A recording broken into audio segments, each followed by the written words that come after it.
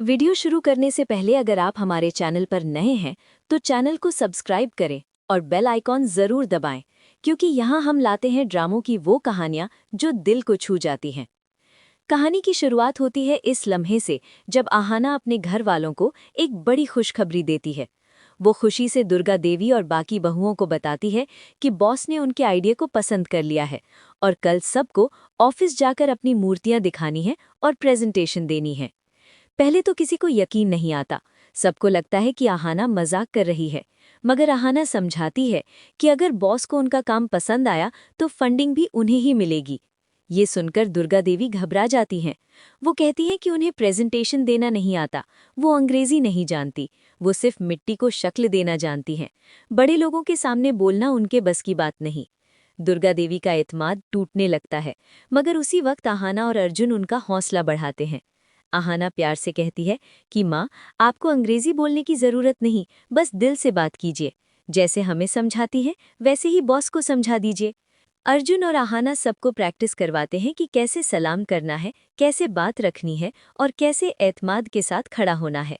थोड़ी ही देर में दुर्गा देवी के चेहरे पर फिर से एतमाद लौट आता है और वो मुस्कुराकर कहती हैं कि ये तो बाएं हाथ का खेल है। घर में खुशी का माहौल बन जाता है। आहाना सबसे अच्छी और खूबसूरत मूर्तियां चुनवाकर पैक करवाती है ताकि ऑफिस में कोई कमी न रह जाए। लेकिन जहां खुशी होती है वहां हसद भी पैदा होता है। पोल्टू और पीसी मोनी दूर खड़े ये सब देख रहे होते हैं और अंदर ही अंदर जल रहे होते हैं। पोल्टू को ये बर्दाश्त नहीं होता कि जिस पारो को वो हमेशा दबाता रहा, आज वही औरत और उसका खानदान तरक्की की तरफ बढ़ रहा है। पोल्टू दिल में फैसला कर लेता है कि वो ऐसा हरगिज नहीं होने देगा। पोल्टू अपनी साजिश शुरू करता है। वो आहाना के ऑफिस के बारे में मालूमात निकालता है और उसे पता चलता है कि वहाँ एक करप्ट ऑफिसर गोपाल है जो आहाना से पहले ही दुश्मनी रखता है। गोपाल से मिलता है और उसे भड़काता है कि आहाना सरकारी पैसा अपने ही घर वालों को दिलवाना चाहती है। वो औरतें उसकी सास और जेठानियां हैं और वो ऑफिस का गलत फायदा उठा रही हैं। गोपाल ये सब सुनकर खुश हो जाता है और कहता है कि अब उसे आहाना को बर्बाद करने का मौका मिल गया है। वो वादा करता है कि कल ऑफिस में ऐसा तमाशा करेगा कि आहाना की नौकरी और इज्जत दोनों खत्म हो जाएंगी। अगली सुबह दुर्गा देवी, बहुएं और आहाना ऑफिस पहुंचती हैं। सबके दिल में थोड़ा डर जरूर होता है, मगर वो एक दूसरे का सहारा बनकर खड़ी होती हैं। कॉन्फ्रेंस रूम में दुर्गा देवी अपनी मूर्तियां सजाती है और पूरे एतमाद के साथ बॉस के सामने अपना विजन रखती हैं। वो बताती हैं कि ये काम सिर्फ बिजनेस नहीं बल्कि सैकड़ों औरतों को रोजगार देने का जरिया बन सकता है और मुल्क का नाम रोशन कर सकता है। बॉस उनकी सादगी, ईमानदारी और एतमाद से बहुत मुतासिर होते हैं, तालियां बजाते हैं और कहते हैं कि वो इसी ईमानदारी की तलाश में थे और इसी वक्त प्रोजेक्ट मंजूर करने का फैसला करते हैं। आहाना की आंखों में खुशी के आंसू आ जाते हैं। लेकिन इसी लम्हे कहानी में खौफनाक मोड़ आता है।